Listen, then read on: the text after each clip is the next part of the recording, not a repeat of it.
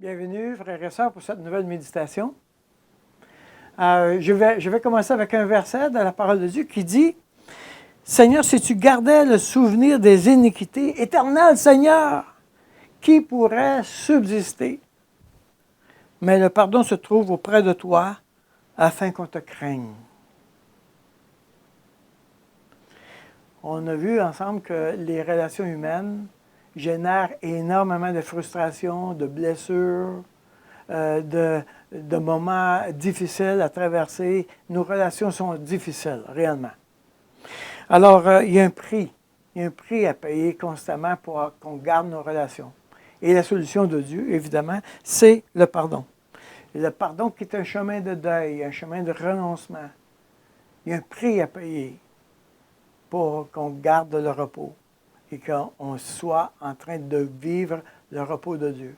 Et c'est de choisir le chemin que Dieu nous propose. Ce n'est pas le chemin qu'on aurait choisi. Ce n'est pas le chemin qu'on aurait même imaginé, penser que ça fonctionne.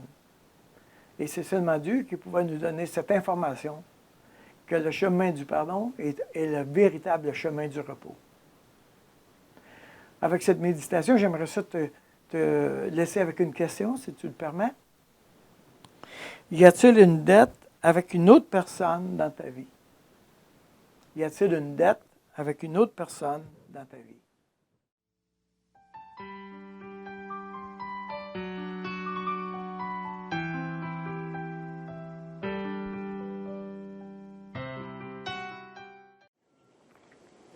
Donc, évidemment, et ça, je sais que vous n'aimez pas cette solution-là, personne ne l'aime.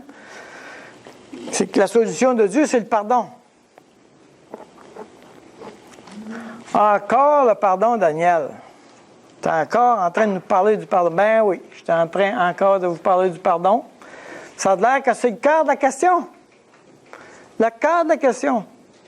Jésus dit, moi, je viens dans le monde pour traiter la question du pardon. Il est venu pour une seule chose. Ça doit être important. Hein?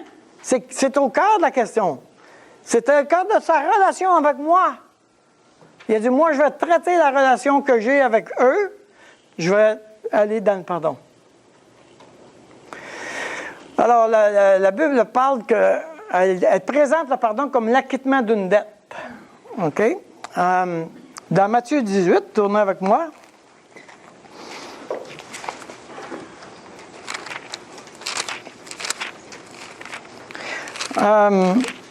Jésus traite la question du pardon au verset 23, Matthieu 18, verset 23. C'est pourquoi le royaume des cieux est semblable à un roi qui voulut faire rendre compte à ses serviteurs. Quand il se mit à compter, on lui en amena un qui devait 10 000 talents. Et Pierre vient de demander, faut pardonner combien de fois, tu sais.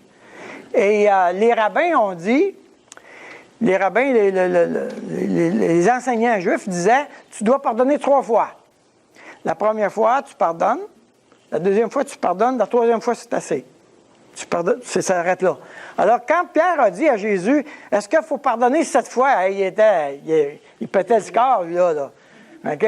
C'était pas 3, c'était 7. Il dit, je vais me faire spirituel 7 fois, là, tu sais. Il était en dehors de la norme au bout, là. Jésus dit, non. 70 fois 7 fois. Oh boy! Et Jésus dit, je vais vous expliquer, un homme avait des dettes. Et il commence en parlant du pardon sur la base de la dette. Alors, quand on parle qu'on réclame un droit, quand on parle d'une réclamation d'une dette qui doit être payée, plusieurs mots dans la Bible parlent du pardon. Le sens du mot péché, il y a plusieurs sens au mot péché. Amartia, manquer la cible. Tu vas manquer la cible, par exemple.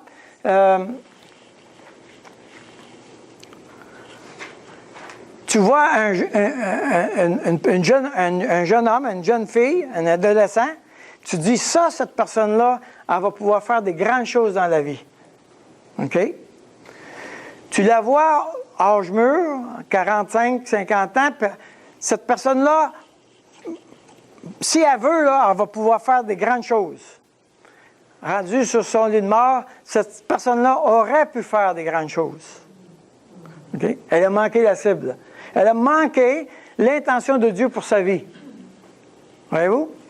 Dieu avait une intention pour toi puis pour moi. Il y a une pensée pour toi puis pour moi sur ce qui doit être accompli dans ta vie. Et si je ne le fais pas, je manque la cible. Traverser la ligne.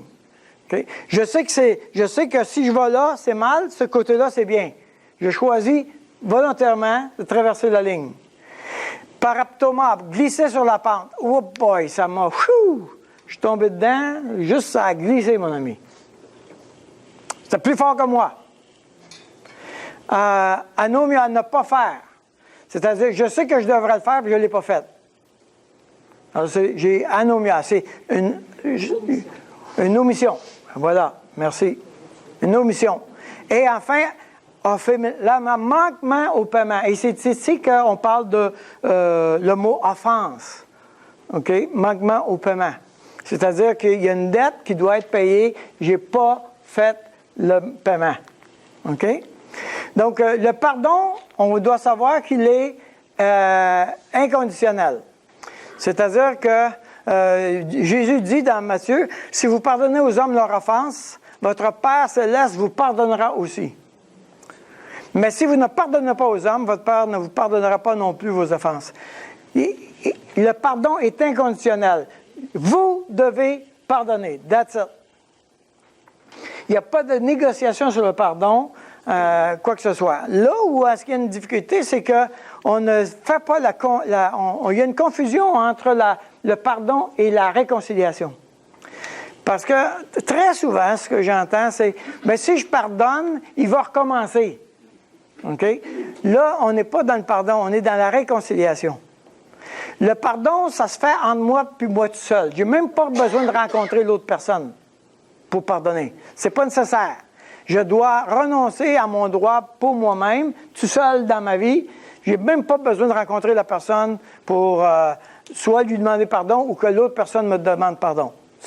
Si je veux que l'autre personne vienne me voir pour qu'elle me demande pardon, je suis encore en train de réclamer le paiement. Donc, je ne suis pas dans le pardon. Le pardon, c'est quand je cesse de réclamer le paiement. La réconciliation, elle, va se faire après que tu as pardonné. C'est-à-dire que si tu vas dans la réconciliation et tu n'as pas pardonné, ce que tu vas faire, ce ne sera pas de la réconciliation. Ça va être la négociation pour qu'il paye. Voyez-vous? Si tu ne ferais pas ça, moi, je serais correct puis je te pardonnerais. Non. On ne peut pas imposer notre règle à l'autre. Maintenant, dans la réconciliation, si la personne m'a offensé, elle m'a frappé avec son bâton, OK, je suis sorti de la pièce, j'ai guéri de mes blessures, j'ai pardonné, mais je peux lui dire, quand je vais être dans la même pièce avec toi, je ne veux plus avoir de bâton. Je peux avoir... La réconciliation, ça demande à l'autre de changer le comportement qui m'offense. OK? Donc, on s'entend ensemble de manière à ce qu'il n'y ait pas de nouvelles offenses. Ça, c'est la réconciliation. Mais elle est conditionnelle parce que ça ne veut pas dire que l'autre va dire oui. Et étant donné que moi, je n'ai pas le contrôle sur l'autre, OK? Et c'est pour ça que le Romains chapitre 12 nous dit, en autant que c'est à votre possibilité. Donc, Dieu nous dit, regarde, réconcilie-toi en autant que ça t'appartient. Et s'il ne veut pas, il ne veut pas. OK? Mais le pardon, lui, est inconditionnel.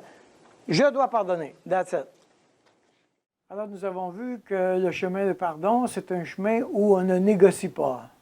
C'est un chemin où je renonce aux dettes, je renonce à la facture, je m'acquitte moi-même de cette dette-là. Maintenant, ce n'est pas toujours simple, ce n'est pas toujours facile. Et il faut reconnaître qu'il y a un grand prix à payer. Le Seigneur nous dit, il nous rappelle, sans moi, vous ne pouvez rien faire. Alors, oui, Dieu me donne l'orientation, il me dit par où aller, mais je suis obligé de dire, Dieu, prends-moi la main, et conduis-moi. Je ne pourrais pas faire ça. C'est toi qui dois le faire pour moi. Amène-moi dans ton pardon, réellement. Alors Dieu veut intentionnellement et résolument nous donner son repos. Et nous voulons choisir la manière de Dieu. Terminons avec un mot de prière. Seigneur, c'est moi qui devais te demander pardon. Et pourtant, tu n'as pas attendu, tu es venu me chercher. C'est toi qui as fait les premiers pas. Tu m'apprends que même le Créateur, le Roi des rois, désire véritablement le pardon complet. Et il est prêt, lui, à faire les premiers pas, malgré que nous étions les offenseurs. Seigneur, j'ai faim et soif de ton pardon. Que je puisse aussi être celui qui reconnaît que les autres ont aussi besoin de mon pardon.